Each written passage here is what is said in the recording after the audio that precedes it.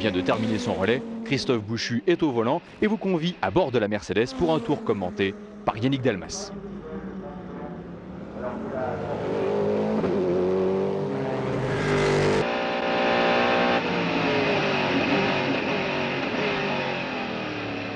La chicane Dunlop, donc là c'est une partie quand même c'est assez glissant. Donc là dans le trafic, bien faire attention à sa trajectoire forcément. Et cette chicane rapide, c'est surtout à la sortie où les difficultés commencent un petit peu, certainement. L'avant tertre rouge, bien se préparer justement pour cette longue ligne droite, de sortir le plus vite possible et monter ses rapports bien sûr. Une vitesse avant la première chicane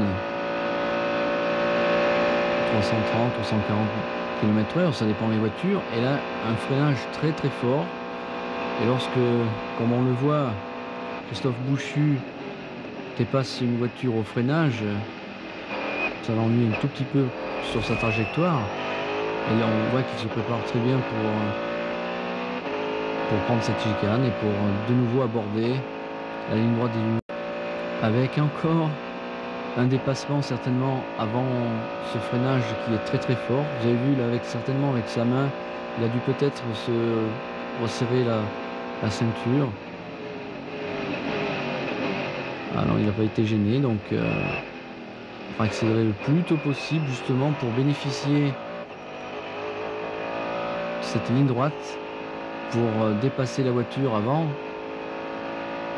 la bosse des Hunaudières, surtout pas derrière la voiture, bien se dégager.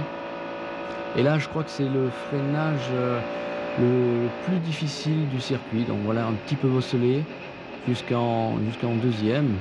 Donc de 340 vous arrivez à 70 km/h pour cette épingle, c'est une très très grosse décélération. Et puis là de nouveau, là je crois que c'est une partie du circuit aussi qui est très excitant. Il a fini de passer son sixième rapport.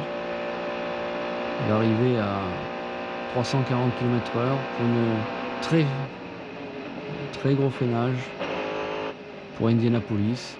C'est très excitant cette partie du circuit, très très fort.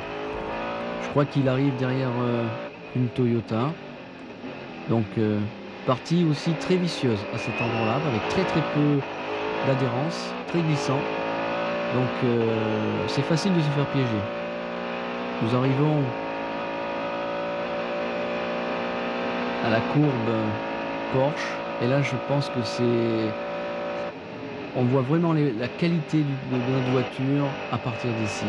Et là vous voyez dans le trafic, c'est très difficile parce que c'est pas très large. Il n'y a qu'une trajectoire avec une adhérence, je dirais, correcte. Et si vous vous en écartez, vous salissez vos pneus, vous perdez beaucoup d'adhérence et vous risquez de glisser, de partir en tête à queue. Et c'est pas facile, là, vous voyez dans le trafic, vous voulez dépasser, c'est extraordinaire ces images. Il est très près. Dans l'instant là, c'est exact aussi, on toucher les vibreurs. C'est très difficile parce qu'on a de grosses secousses violentes dans la voiture.